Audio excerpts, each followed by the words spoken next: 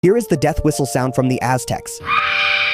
Initially, this skull-shaped ceramic was mistaken for a simple ornament, but in 1999, someone blew into it, and a terrifying cry rang out. Its acoustic design forces air through in a chaotic way, producing a scream-like sound. The tone is so disturbing and intense, it can trigger panic and fear on its own. Aztec warriors are believed to have used it in unison to strike fear into enemies.